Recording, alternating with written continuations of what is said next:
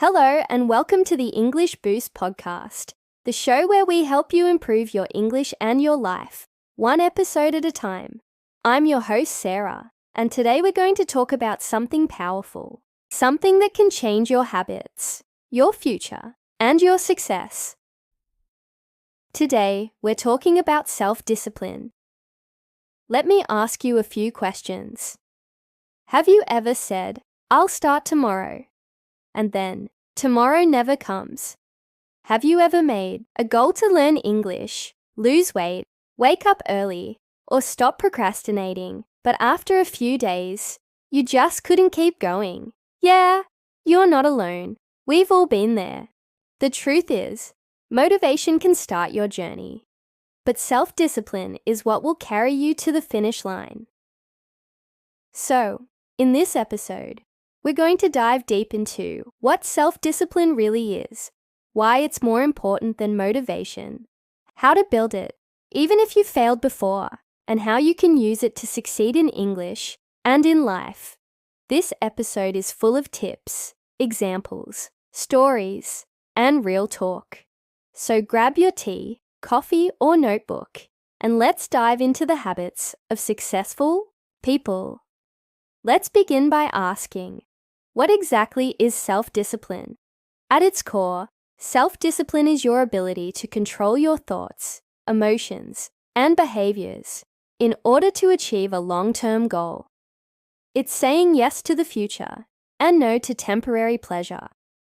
Examples: waking up early to study English, even when you'd rather sleep, choosing to read instead of scrolling on your phone, finishing a workout, even when you're tired. Self-discipline isn't about being strict or harsh. It's about keeping the promises you make to yourself. It's doing what you said you would do after the feeling of motivation has gone away. Think of it like building a muscle. You don't get stronger by lifting weights one time. You get stronger by doing it every day. It's the same with self-discipline. Every time you choose action over excuses, you build that muscle. Now let's compare two things, motivation and discipline. Motivation feels amazing. It gives you energy, excitement, hope. But motivation is temporary. It's like a sugar rush. It disappears quickly. Discipline, on the other hand, is like healthy food. It might be hard to start, but it gives you long-term strength. Let me share a quick story. When I started this podcast, I was super motivated. I had ideas. I made plans. I was full of excitement. But after a few weeks, guess what? Life got busy. I got tired. I didn't feel inspired. That's when motivation left. But discipline stepped in. I had a rule: record every week, no matter what. So, even when I wasn't in the mood, I still recorded. I kept showing up. And that's how the podcast grew. So here's a quote to remember. Motivation gets you started. Discipline keeps you going. Why is self-discipline so hard for many of us? One word: comfort. Your brain is designed to keep you safe, comfortable, and happy in the short term. That's why it's so easy to choose your bed over your textbook. But success doesn't live in your comfort zone. To build self-discipline, we need to rewire our brains. Here are 3 psychological tips. Delay gratification. Remember the marshmallow test. Kids were tested to see if they could wait for a bigger reward. The kids who waited had more success later in life. Practice waiting. Don't always take the easy path. Change your identity. Don't just say, "I'm trying to learn English." Say, "I'm a disciplined English learner." Identity shapes behavior. Build triggers and routines. Create routines that make discipline automatic. Example: when I drink my coffee, I open my English notebook. Discipline doesn't have to be about willpower. It's about design. Now let's talk about specific habits you can start today. Morning routine. Start your day with intention.